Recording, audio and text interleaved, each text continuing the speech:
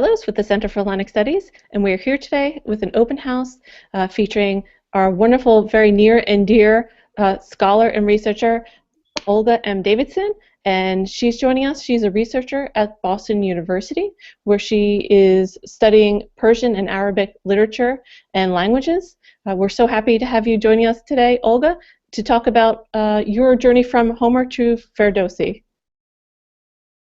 Thank you, Claudia. My journey is as follows. Way back when I was a mere undergraduate at Boston University, gosh, how to put this? There's a couple of things that happened in my life that was interesting. One is I spent the summer in Pakistan in '71. That dates me, doesn't it? And what attracted me most to Pakistan was not so much the Indian part of Pakistan, but the Persian part of Pakistan. And I just remembered very, very distinctly sitting in a garden in Peshawar, having something called kale pache, which is eating the heads and hooves of a sheep for breakfast, and actually liking it and being very mesmerized by the colors. Following year, 1972, I went to Berlin, and I walked from the center of West Berlin to East Berlin by myself. And it was just, one of those weird journeys one does. And then when I was in East Berlin, I went to the I went to the Pergamon Museum, and I wandered into the Islamic collection and suddenly thought to myself, I don't know anything about this world. I need to learn about this world. So the next year, maybe it was in '73, maybe it was in '74. I think it was it was in '73. I was at home for Thanksgiving in Corning, New York, and there they had an exhibition of the Shāhnāma, just the miniatures of the Shāhnāma, the quote-unquote Houghton Shāhnāma, more on which later. And I was so mesmerized by these miniatures, and I knew that Persian was an Indo-European language, that I thought that any book or text that would generate such gorgeous illustrations had to be read in the original. And so in those days, one learned Arabic before learning Persian, more on which later. And so I basically hadn't met my husband, Greg Naj, at that point. I think I met him in '74. Yes, I did. I met him in '74. And I had already started my intention of learning Persian by starting to learn Arabic, which was taught at Boston University at the time in the classics department as a classical language. And it was considered, which was kind of funny at the time, almost a heresy in the classics department at BU is to bring in these other languages, ooh, no Arabic, no Persian, or anything like that, but they were just housed in the classics department. And so, and me looking at classical Arabic, classical Persian, whatever, I was interested. And then I totally fell in love with Arabic as a language because it was so logical, and I couldn't wait to do Persian. So that's how I started, but it was really a very visual connect with something. And as I said, I also knew that it was Indo-European. Fast forwarding a little bit, I met Greg. I fell in love with Greg.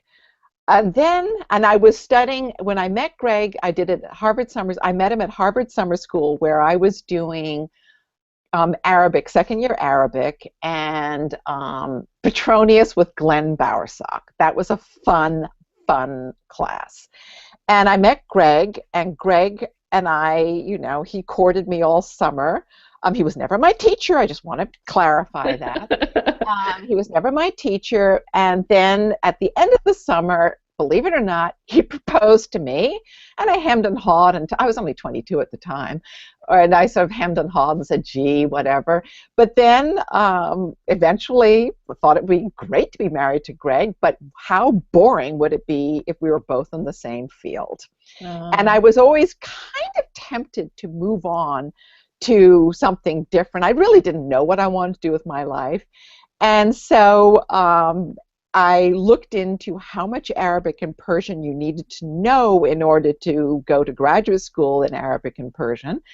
And it turned out at that time not that much, because it was really appreciated both for people who do Arabic and Persian in the old school way, was to have a strong foundation in the classics.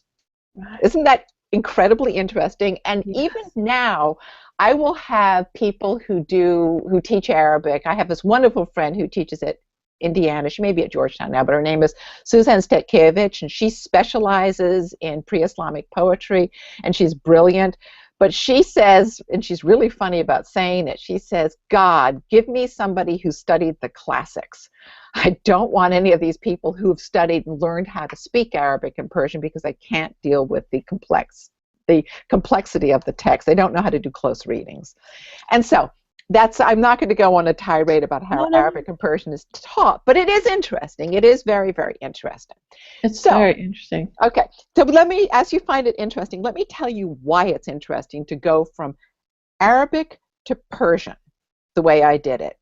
Is when I learned Arabic, it was straight as philology. I, believe it or not, did all the grammar in one semester. Then anybody of you knows Arabic knows that there are these root forms. There are 3 root forms, and you do a lot of stuff to those root forms to change them around to verbs or to make them, participles or whatever. It's complex, but not really, if you understand the Arabic alphabet and if you realize it's algebra. Then it's easy. Right, okay. And it's easy. When I taught Arabic, I always would tell people, it's algebra. Don't freak out at the sounds. It's just velarized versus not velarized. That's it. Because there are all sorts of, you just have to get used to it.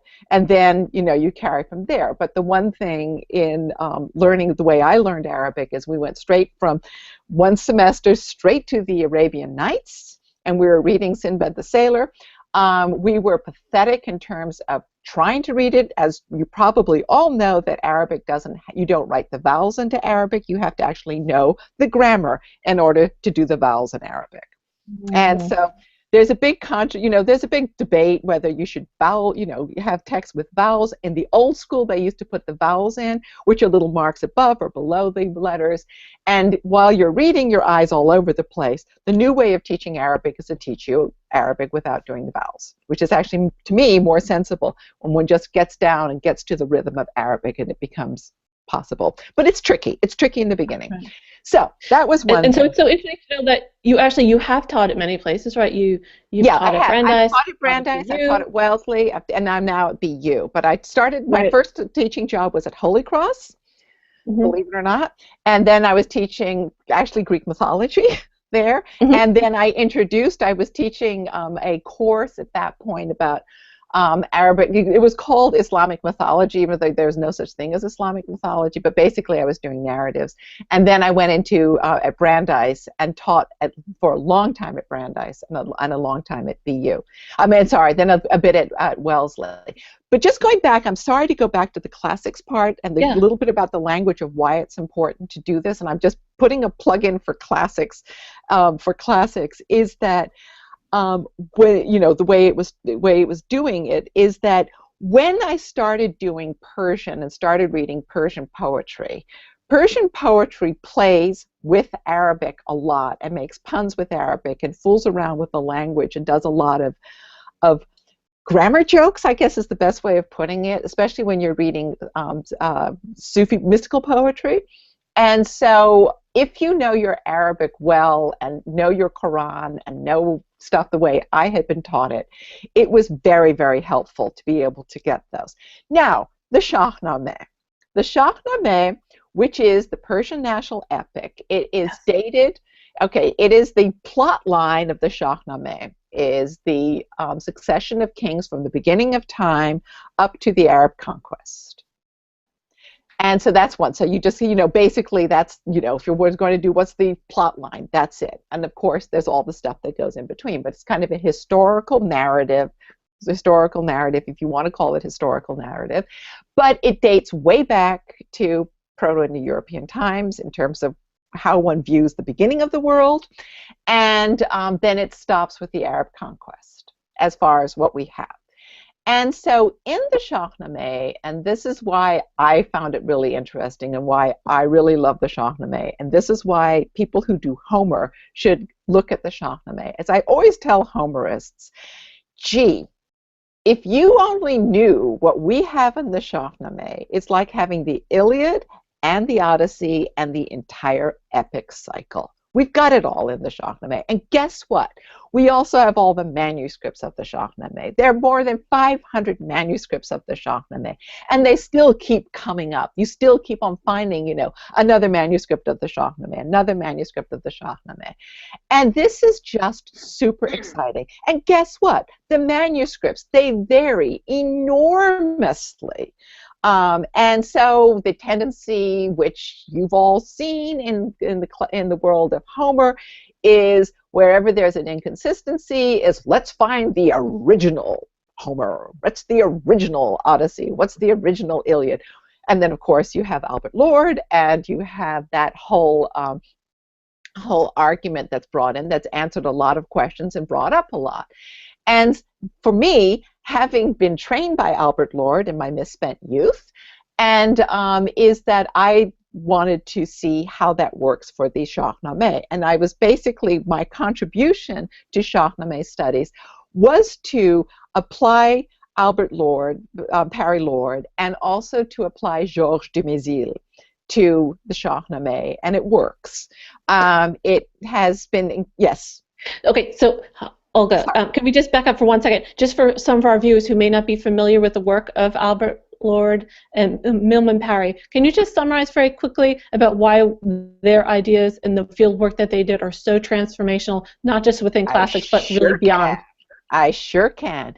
With Parry and Lord, is what they looked at is there are things in Homer that are inconsistent, they don't make sense, and then you'd have all these kind of arguments. Maybe Homer was a woman. Ever thought about that? Or all this kind of nonsense. And, you know, it was always like, you know, oh, this must be a scribal error, blah, blah, blah, blah, blah, blah. And what Parry and Lord did is that they knew that they basically went to Yugoslavia. They wanted to go to Russia, but they couldn't, so they went to Yugoslavia and studied the way poetry is composed during performance, and and then they basically analyzed and constructed the way the whole language worked and came up with the conclusion, which makes perfect sense, that there's a very special poetic language that is learned, and you can compose poetry right during performance, and there are going to be variations to it. And it's a very, very powerful, it's not improvisation. It is a special language. The audience knows the language. The audience has its expectations, has their expectations. The poet knows. And so it goes back and forth. And so it's the biggest thing is composition during performance, and performance is done in front of an audience. And so in fact, and when we're talking about composition and performance, we need even epic length, even epic length. Okay, so there was no, Homer did not chew on his quill and say, let me see how I do this, and no one took Homer in a big scroll or whatever it is to bed with him to read. So that's basically it. And so that's one of the things. And then you look at this and you think, wow, you know, this is probably about all literature. You can call it storytelling or whatever what you want to do it, but it's epic length, and it's beautiful, and it's a very special type of language with a tremendous amount of nuances. But one of my favorite nuances in Homer, my favorite nuance in Homer, which I always use, is in beginning of book 6, I believe, in the Odyssey, when the poetry, notice how I don't say the poetry Homer says, I say the poetry says, describes Dawn rising from her bed, from rosy-fingered Dawn rising from her bed with Thetis. Okay?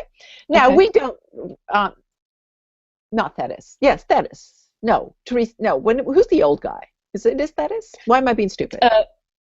Tithonius or something like that, right? Tithonius, yeah. Say Tithonius, thank you, Tithonius. Now, when you look at that and you think, gee, that's a shock, you know, that's something else. I never think of rosy-fingered Dawn getting out of bed with Tithonius. But I also know that Tithonius was so old that he dried up and became a cicada. Right.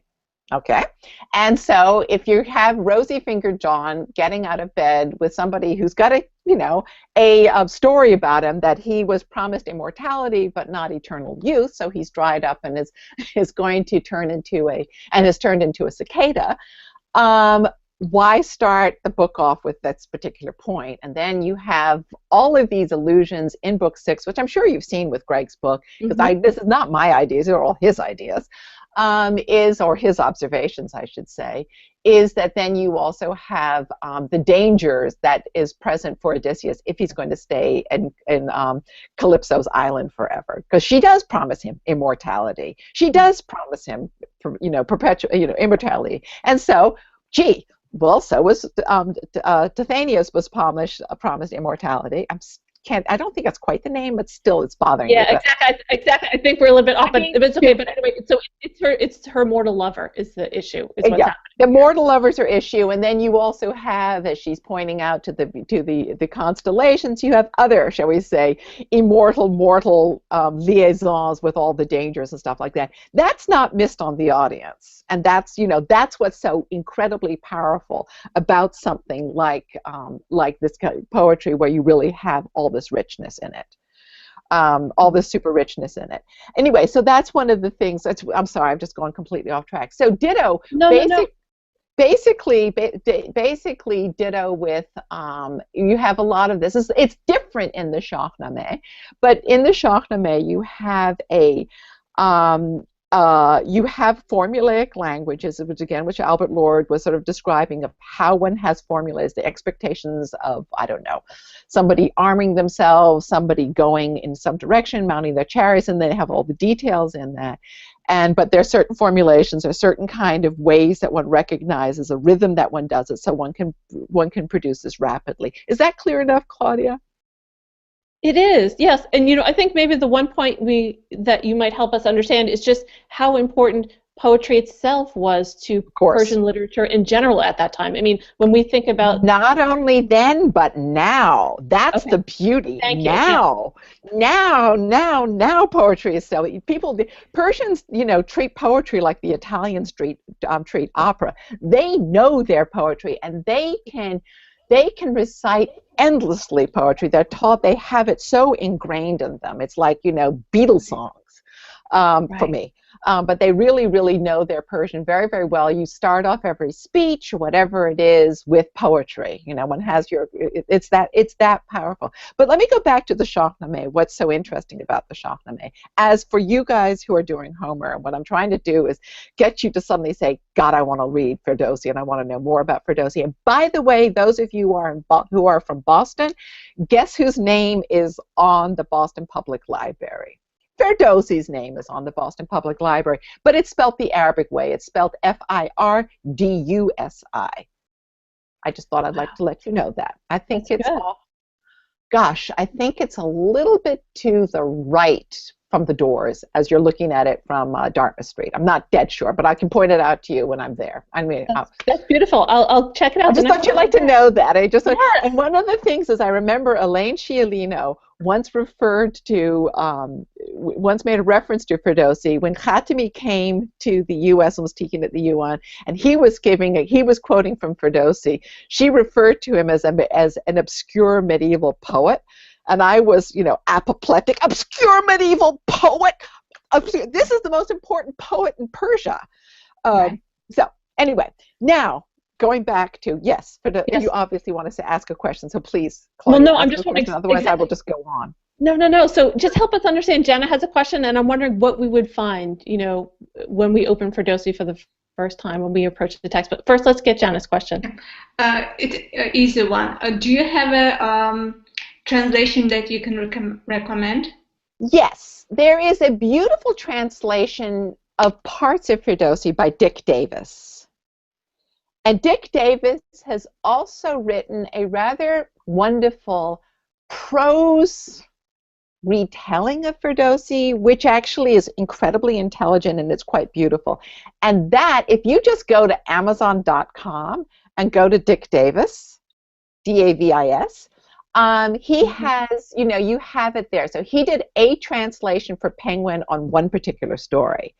And then there's another translation by Jerry Clinton, Clinton, who was my former teacher. He was my teacher, but he's since then has passed on. But he did a translation on the story of Sohrab and Rostam. And I think he also did a translation of Esfandiar. So they both did these sort of bits of translation.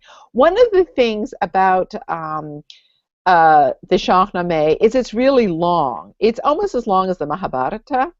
So, or I will say, and it varies, you know, some manuscripts are 40,000 couplets, other manuscripts, the Calcutta manuscript is something like 60,000, if not, it just goes on. But it's really long, and it varies a lot. Now, what I find super interesting about the Shāhnāma is I'm very interested when I look at manuscripts of what's left out in certain manuscripts and why. And it's in a sense, it's kind of interesting with that. I usually will go for the longest manuscript because the more inclusive it is, the better. Some manuscripts will leave out something that is, I don't know. I'll give you an example. Rostam, who's the main hero, very parallel to Achilles, at one point had such body density that his feet would sink into rocks. He had a hard time getting around. And he prayed to God saying, you know, it's hard for me to get around, you know, lighten me up a little bit. And then when he was fighting his own son and was going to kill him, you know, to fight him to the death, but he didn't know, more on which later in 1 second, he had prayed for the same strength that he had beforehand and body density that he had beforehand. Mm-hmm. Now, any of you who knows Old Irish or Middle High German will know that there are cases when a father is pitted against their son. And what I've done, and this is what I've done in my book, which is called Poet and Hero in the Persian Book of Kings, and I've written another book, and I can't remember the name of it. It's called 7 Essays or something. Oh, no, it's called Comparative Literature and Persian Poetry, something like that. Is that one of the things which I like to do is compare things in the Shāhnāma to Old Irish, to Homer, to medieval French and medieval German. So that being said, there's such a wealth there. There's such a wealth there. It's unbelievable. And in fact, like now I can just go on and on and on. We actually had a fabulous conference, we being a bunch of friends of mine, is that we had a fabulous conference in Cork, Ireland called Erin and Iran, where we were, it makes no sense, but it does make sense to compare Irish and Persian or Iranian stuff. And so when it comes to languages or something like that, so in many ways you can say, okay, here's something. Okay, let me just say something briefly. Again, if you know the story of Cuchulainn, you know that Cuchulainn killed his son Conla, and he actually knew it, that he was doing it. And you have the whole Conla thing. And so one can look at something and say, gosh, maybe a Sufi went to, this is, you know, dumb thinking, in my view. Maybe a Sufi went to Ireland and told the story about Rostam and Sohrab, and they just put that, they attached it on the Cuchulainn and Conla. Or maybe a little leprechaun went to Iran and said, oh, you know, and then, but anyway, these are deep down, these are Indo-European myths, and you're going to have these wonderful parallels just like you do in the language, and that's where Georges Dumézil comes in. Georges Dumézil was a professor at the Académie Française. He was a wonderful man, and I really like his work. And what he did was he would study myths, Indo-European myths, and he would just look at them for parallels. And he didn't do that much with Persian because he didn't have control over the language. He did have a student called Marianne Mollet, who started doing it but didn't get very far in it. And so when I met Georges Dumézil, again in my misguided youth, he was incredibly wonderful to me, and he was thrilled that I was doing what I was doing, bringing in Persian into the scheme of comparative Indo-European mythology. I can only say at that point, plug my book, which is, it's all covered in Poet and Hero, which is actually a short book, and it's readable. Okay, I just want to share those titles because you mentioned them very briefly before. You know what I'm going to do? since I actually have copies of them, I'm going to take my little earbuds off, get you the copies, and show them to you, and say they're on Amazon.com. And they're published by Harvard University Press. Awesome. Right Yes. now, While you're doing that, I'll just share a few details about your biography that we didn't get to share before. So just to clarify, that Olga is the author of Poet and Hero in the Persian Book of Kings, distributed by Harvard, published by Cornell, and then also the Comparative Literature and Classical Persian Poetry. Also, Olga is currently a research fellow with Boston University as a member of the Institute for the Study of Muslim Societies and Civilizations. You are also the chairman of the board for the ILEX Foundation, and as part of that, you are also starting an Islamic e-journal, which I hope you'll have a chance to talk about later. So let's see that cover. That's beautiful. Okay. Just this stunning. is one. That's the second book. That's just essays. This is the one that was a groundbreaker. This is in its Right. third edition. Right. And this is the goofy one, which I really love. All of these are available through Harvard University Press. Yes.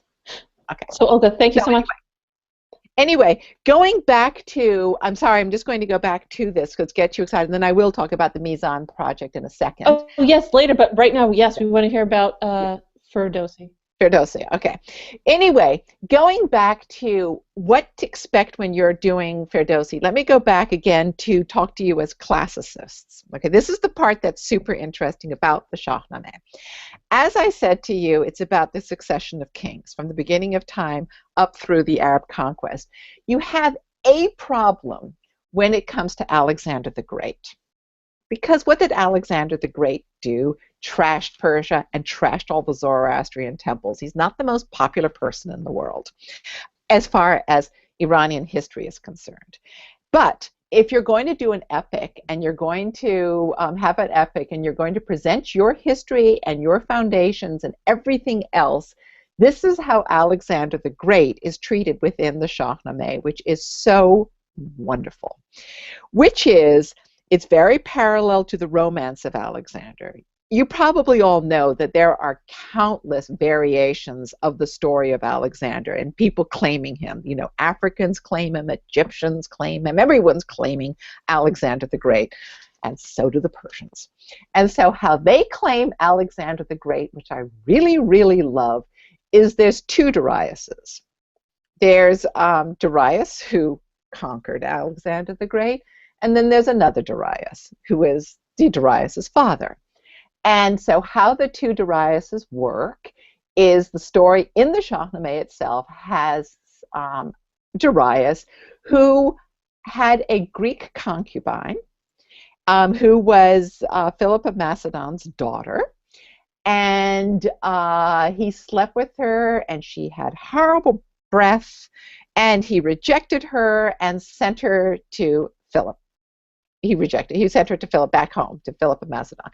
Didn't even have her as being married to him, so you don't even though this is all happening during pre-Islamic times, but you don't have any kind of idea of marriage or anything like that. She was just a concubine, okay?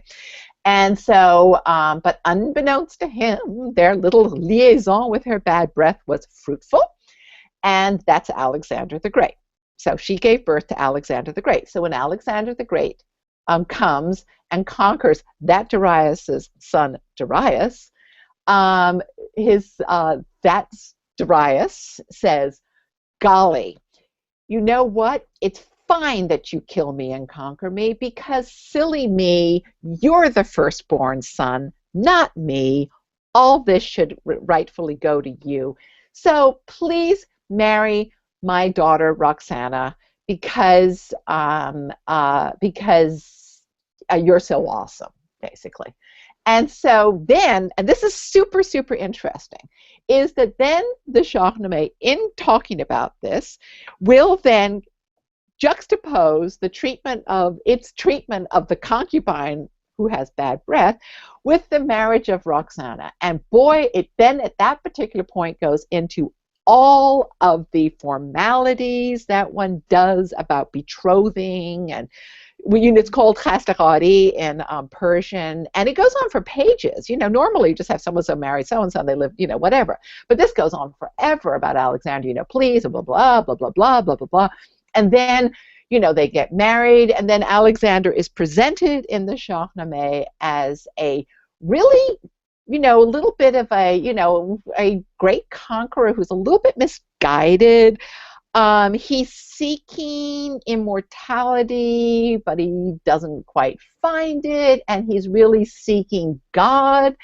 And so they basically portray him as kind of a wandering Sufi who doesn't quite know what to look for. But this also, I have to keep on reminding you, it's pre-Islamic. But suddenly this language has got this Islamic language. It's sort of, you know, suddenly you have all the sort of Christianity stuff layered onto him, and all of this stuff layered onto him in reference. And then, you know, logically we all know that this was pre-Christian, and we all know that this was pre-Islamic, but that doesn't matter. The storytelling has him as this misguided person who really didn't mean to trash the entire world or the whole Persian countryside and India and everything else.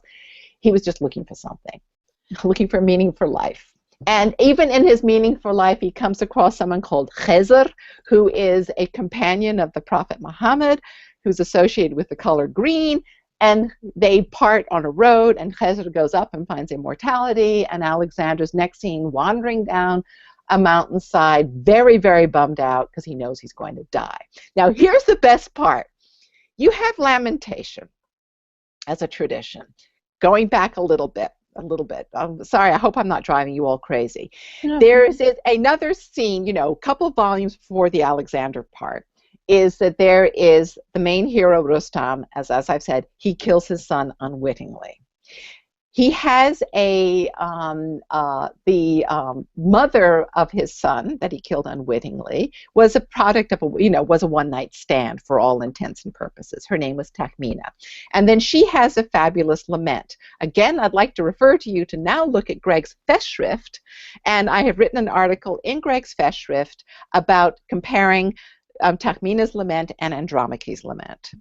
So that's beautiful. And the Festschrift you could find on the CHS website.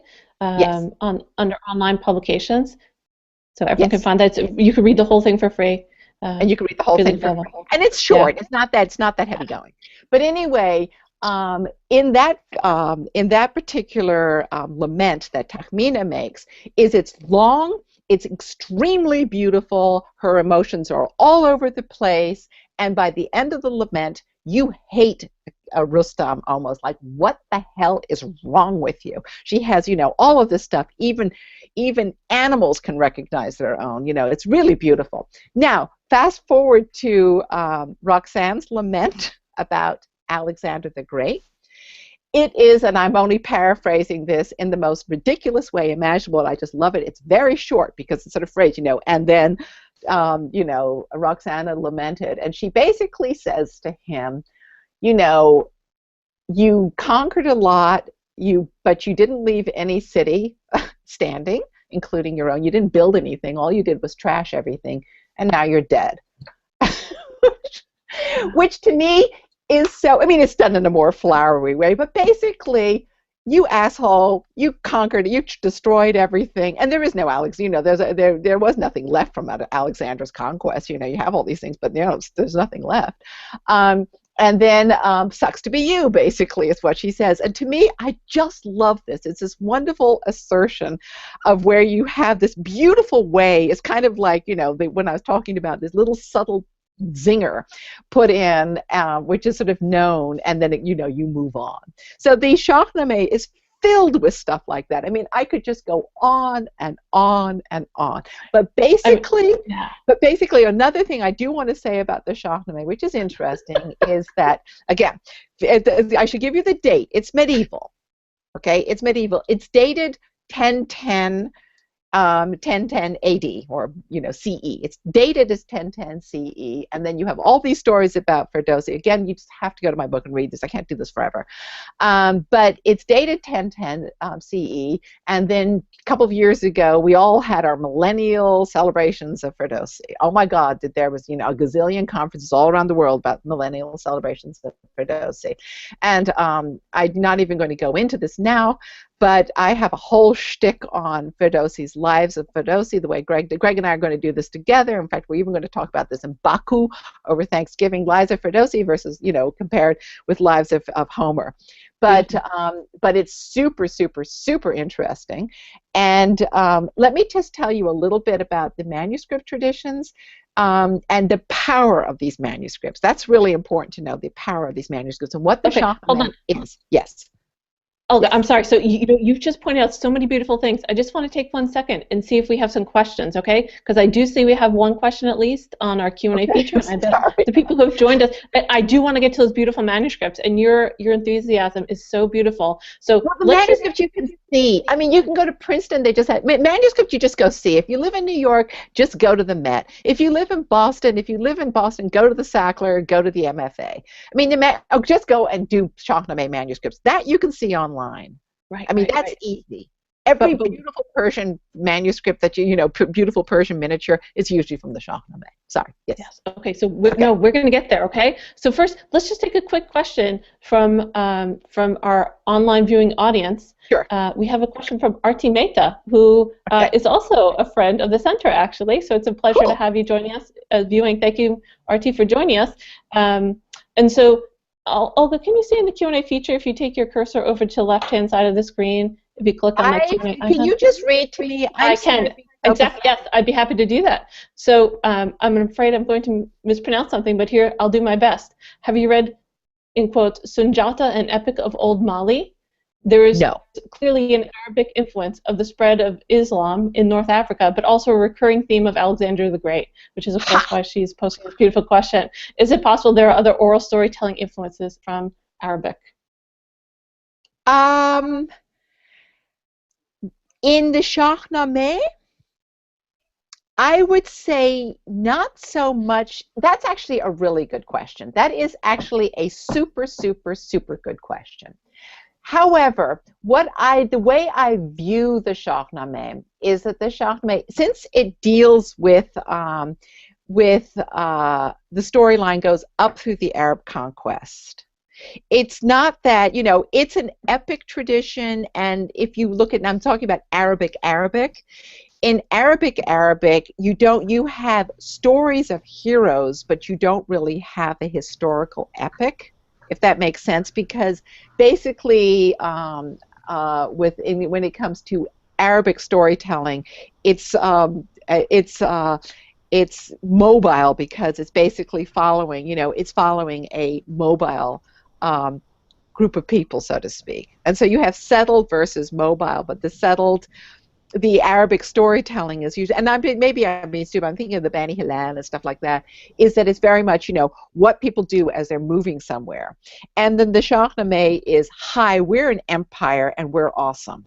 And this is what the Persian Empire was, from the time of the beginning up until the Arab conquest, if that makes any sense. So it really is a reflection on, but in terms of, as you look at these things, is that, okay, I'll give you an example, which is kind of an interesting thing, is that there is an episode in the Shāhnāma where a lot of people would like to compare this to Yusuf and Zulaykha. Okay, this is for all of you who are not Quranic people at all. This is the comparison of Joseph and Potiphar's wife. And if you are Catholic and never even heard of this kind of stuff, because no one ever thinks about Joseph. Has anyone, okay, raise your hand. Oh, no, you actually, okay. Has anyone actually heard of Joseph and Potiphar's wife? Does it mean, oh, thank you, because I remember talking to James Carroll about that, and he was laughing. He said, nobody has heard of Joseph and Potiphar's wife, but if you do Joseph and Zulaykha, okay, I'm sorry, mumbling away. But anyway, there's a moment in the Shāhnāma where you have a Phaedrus story. A stepmother has the hots for her stepson, and that's his name is Siavosh, and then Siavosh rejects her. But that's about as much parallel as it has to do with Joseph and Potiphar's wife or Yusuf and Zulaykha. And so because you have a trial by fire where this guy Siavosh has to show his innocence by riding his horse through fire. Anybody who's Indian or knows Indian epic will say, hey, Rama. And then any of you who are into Germanic stuff, You have, oh God, I keep on thinking about Trials by Fire. We have it with Siegfried, I believe. And then I'm also thinking of Grimhild sticking her hands into boiling water and bringing out pearls to show her innocence of accusations and stuff like that. But anyway, you have this Trial by Fire that Siavosh goes through. And that's it. You don't have any of that kind of stuff in the Abrahamic tradition. Does that answer your question? Am I just being really annoying? No, it's beautiful. It's beautiful. Thank you so much. And I can see that some members of our community here who are joined us in this hangout are making some connections in the chat bar. I can see that happening. So I just want to open up this discussion to them. Do they have questions and comments about what we're talking about? Please join in. Okay, raise your hand. And I love so Timothy Banks for perfect timing. Okay, sorry. Yes. Yes. Okay, I'm reading them. Oh, that's okay. So people can ask their own questions or comments. So if you have a question or a comment, I think, Bill, I saw your hand up. Hi, I'm Bill Moulton from Petersburg, Alaska. So you touched on briefly oral tradition. Do you think there was a big tradition of storytellers prior to the book being put together in 1010? Oh yes, definitely, definitely. And there's also there are manuscripts in a language, an old Persian language called Pahlavi, and also in Davidson. So you have all these references, and there is something called the Shāhnāma, which is the Book of Kings, which is in the Sasanian language Pahlavi. And so you do have that. One of the issues which is very, very sensitive with which is more of a political and nationalistic issue with the Persian community, is that it's kind of interesting. Number one, they still do performances of the Shāhnāma. There's something called the Naqal, and the Naqal is a reciter and a performer of the Shāhnāma. And here's how it works.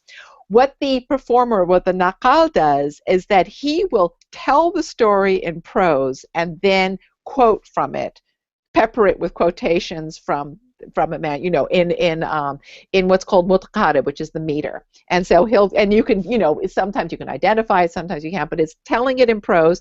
And then, there was even a performance of this done at the center, I might add, as well as at the Asia Society, where the Naqal did it, and when he was telling the story, he did it in this really fun, very, very intimate, kiddie prose, and he was acting it out in this really wonderful way. And he, for dramatic gesture, had this huge scroll that he kept on throwing around as if he's reading it. So he did this exaggerated thing about this gigantic scroll, and then he'd go back and forward. And my job was to set up the story for people. And what was super interesting, especially at the Asia Society, is I remember being there with my sister, and my sister was sitting, it was so crowded for this event that she was sitting on the floor, and my sister doesn't know a word of Persian and hardly knows anything about the Shāhnāma, but she was mesmerized. She was just watching it like a little kid with big saucer eyes. She was so into the actual performative aspect of how this guy was doing this. And then, so that's basically it. Now, going back to, that is happening today. This happens in coffee houses. This is the kind of thing. This is entertainment that you can do in the Islamic Republic of Iran today. Another thing which I do have to say is a performance that I went to, which I really loved. This is way back in Iran in, I think, 2000 I went. Or 1999 I saw this performance. They did a performance of the story of Sohrab, the guy who Rostam kills. And then they had, this was the most beautiful thing I've ever seen. Then they had Tahmine, who was going to do her lament. Now, as you probably all know, because you've read enough in the news or whatever, is that in the Islamic Republic of Iran, you cannot, as a woman, perform or dance publicly. You can perform and speak, but you can't sing or publicly. There are all these kind of restrictions more in which, which is, you can look, I know, I'm not even going to go into that. However, in this performance, the woman who was Tahmina, she was moving very, very slowly as she was giving her lament. So she was doing these gestures of lamentation that were very, very slow motion. And then surrounding her were these very, very good-looking young men who were shirtless, and they were there to remind us of Sohrab and his being killed and the vulnerability, but they were also doing the motions of Ashura, which is when you commemorate the murder of Hussein, who was the Prophet's grandson. Again, all I can tell you to do at this point, because I don't want to explain it, is just look up Ashura. That's Ashura, and to see that. And it was so beautiful to watch this. But to me, it was the power of doing something like that. That isn't the performance now in Iran, that they will do this kind of stuff. And there's countless ways. Another thing I will say is if there's a wonderful graphic novel called Zahra's Zahra's Paradise. I think it's by Amir, oh God, I'm being really stupid. But anyway, it's a graphic novel about the 1999 uprising in Iran. No, I'm sorry, the 2009, excuse me, the 2009 uprising in Iran. And the graphic person, he has the main hero being called Sohrab, and he uses all sorts of references to the Shāhnāma in doing his graphic novel. And so I would just point that out. It is so important to this day. The Shāhnāma is very important. And one last thing, and then I promise you I'll shut up, is that going back to Turkey, going back to the Mughal Empire, going back anywhere, is having a copy of the Shāhnāma, a beautiful copy of the Shāhnāma was a prestige item of power, of political power. So you have tons of manuscripts in India. It was very prevalent in India under the Mughal Empire. It was also important in Turkey. You have these things constantly. It cross-filtered everything. And even their reference that Muhammad loved, they have all sorts of references that Muhammad loved the Shāhnāma. Omar hated it. He thought it was stupid. They had too many. This is for your Muslim audience. He said, what is this nonsense about dragons and all this kind of nonsense? It's not God, it doesn't make any sense. It's not part of the real world. But anyway, that's what it is. Okay, now I'll shut up. No, so that's beautiful. So on the one hand, you're pointing out to us really the vigorous nature of this tradition. Yes. And on the other hand, now you're also sort of leading us towards the textual tradition, the manuscript tradition, which in itself is Paradise. Good for you, S. Scott. Yes, I'm sorry. Yes, sorry. Which is sort of a parallel tradition, right? Great. And so, I know Sarah may have some images. She might be able to share some of these really exquisite manuscripts. Okay. But how do I make that big so I can see it? No, I'm going to share those for you. Okay. You should be able to see that. Can you see what I see? I see what you see barely. Okay, I'm trying to see exactly. I wish is there any way I can make it bigger?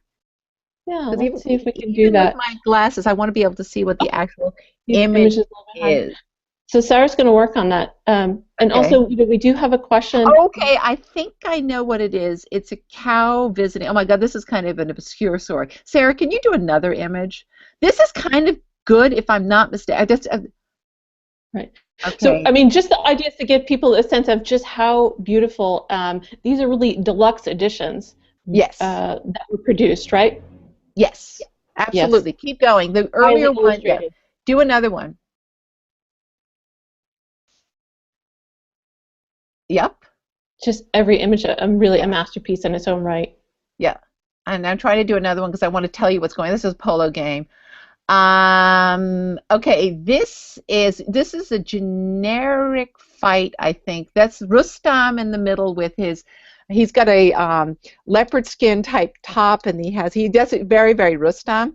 And he is fighting, but I don't know who he's fighting at that particular point. He is fighting somebody. Keep going. I'd really love to see if you come up with a Sohrab one.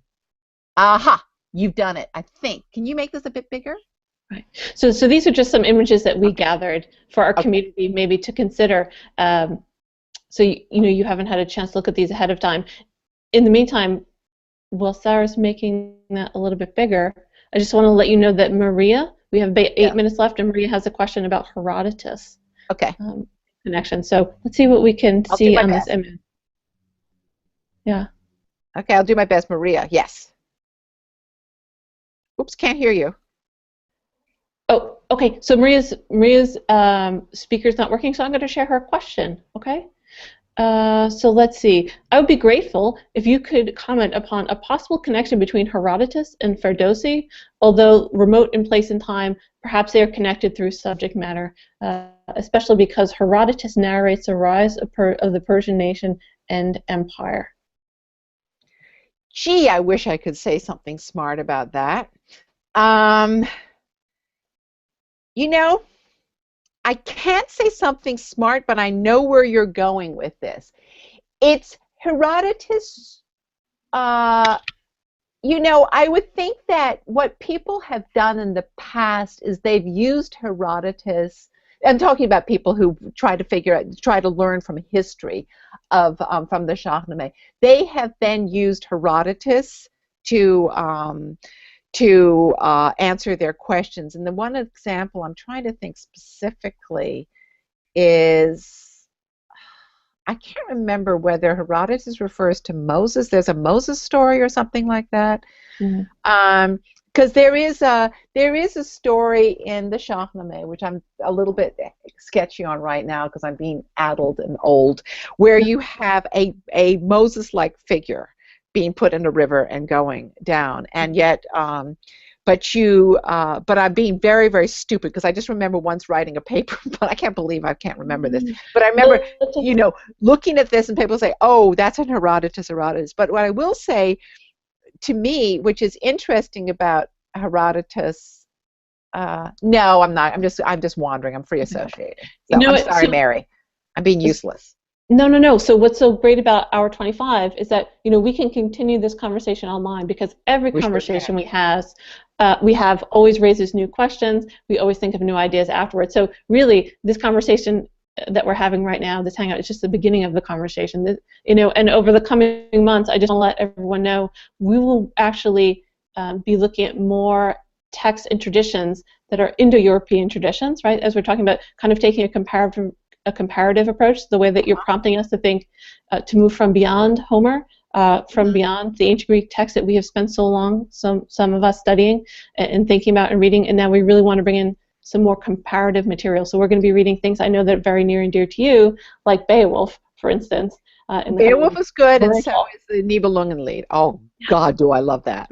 Yeah, so maybe you can come back and talk to us about that. But for now, let's get back to that manuscript tradition, and let's just talk about it more generally. I mean, why?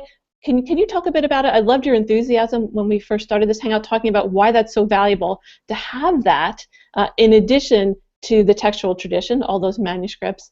Brilliant question.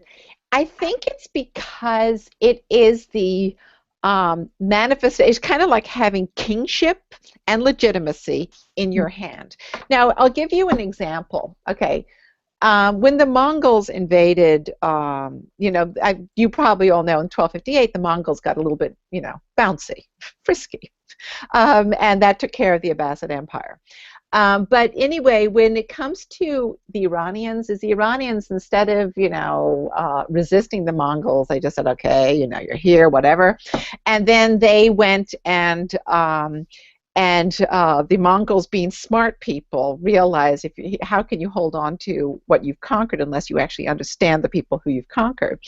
And so the Mongols got very, very interested in what makes the Persians tick, so to speak, the Iranians tick.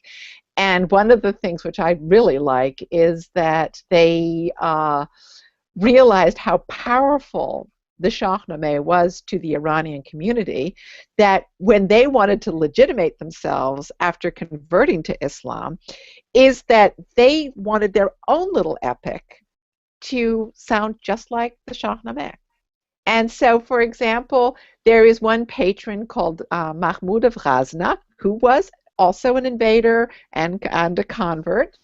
And he legitimated himself, or the stories about him is always, you know, he loved Persian poetry, he was a big patron of court poetry, hence that's how the beginning of the Shāhnāma, how the Shāhnāma is composed. That in and of itself is a completely different topic. But with that, and it's all covered in my book, but with that is that later on with the Mongol invaders, you would also have them saying, we want to have that same je ne sais quoi of the Shāhnāma giving us king creds, so to speak. Does that make sense? It does. Beautiful. Yes. And so now, we have about 3 minutes left. I want to see if we have any other comments or questions from our community members here.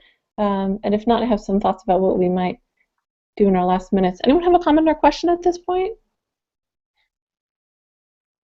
Everyone's being shy. It's because I talk Okay. too much. I know that. No, not at all. So, Olga, I'm actually glad we have this time because I want to give you a few minutes actually to talk a bit about your work with the ILEX Foundation. You're the chairman of the board of the trustees for the ILEX Foundation, as I mentioned before, and you're also really launching a very important initiative, the Islamic e-journal Mizan. Can you tell us a bit about your work with ILEX and Mizan?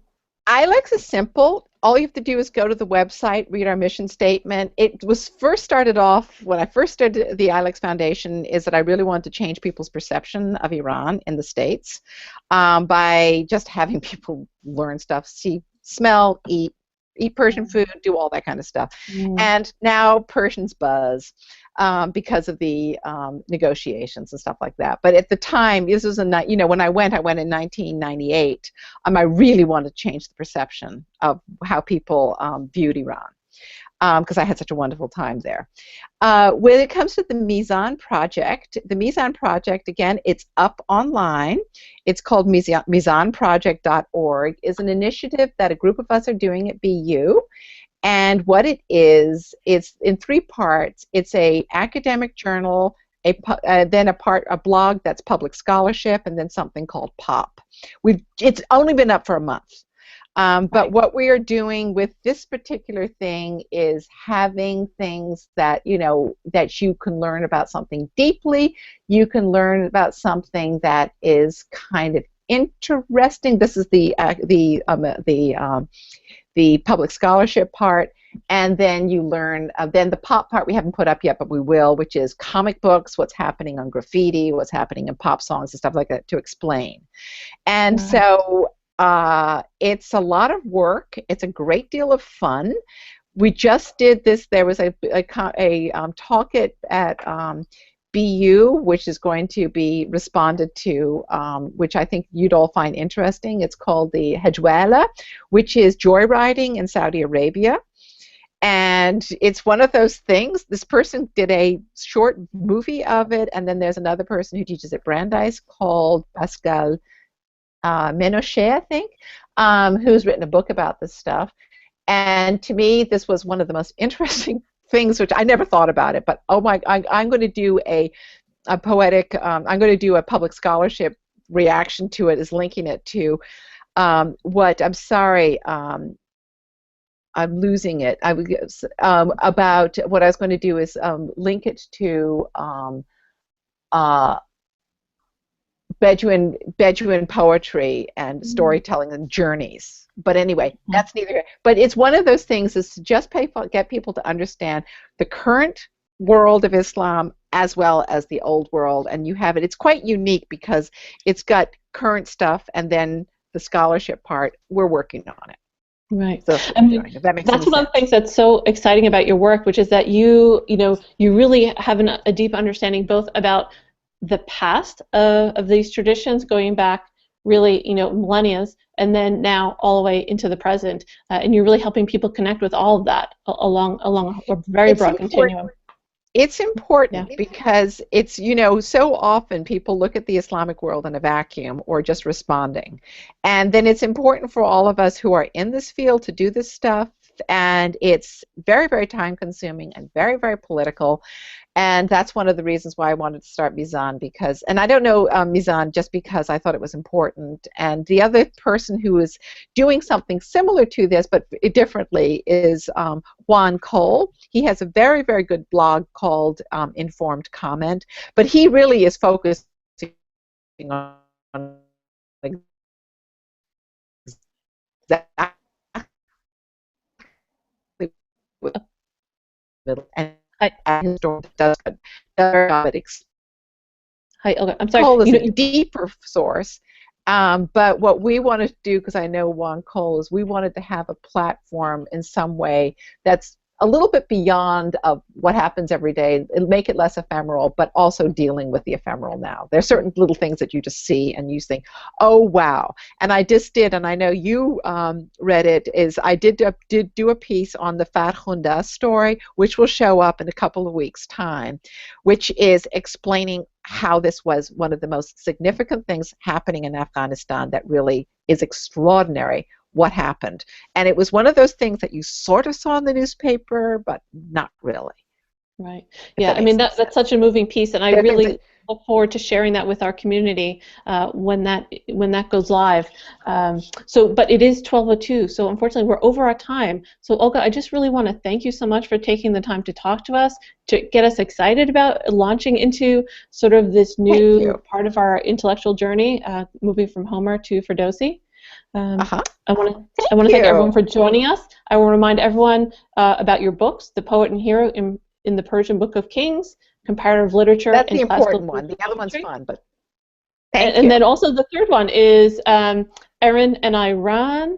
And then there's another one. There's another book. I was trying to bring it. Is that there's one that I co-authored with Shreve Simpson, which is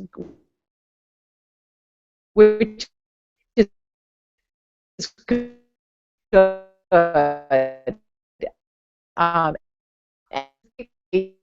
Meetings of. Okay.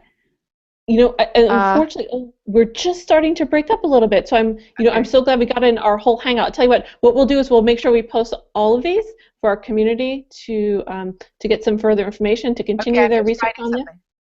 Oh, great. Oh, I'm sorry, I'm a slow typist. No, that's okay. It's our pleasure. With Mariana Simpson, also at HU Press. Okay, so in a second. Okay, so the third book is with Mariana Simpson, also at Harvard University Press. Yes, we're going to share all of that. And this is that the Erin and Iran one? That was no. Erin and Iran was just fun. Oh, okay, but I want to give the subtitle of that in case people are looking for it. It's the ILIX series number 16, Erin and Iran: Cultural Encounters Between the Irish and the Iranians. Okay, Olga, thank you so much for your time and your enthusiasm. My pleasure. I mean, honestly, I'm going to close out this hangout and then go do some more research right this second. I'm really excited to learn some more. So thank you everyone for joining us today. Look for us in the next few weeks. We're going to be posting about our next live event. Details to follow, okay? Thank you so much. By the way, the picture, that's a picture.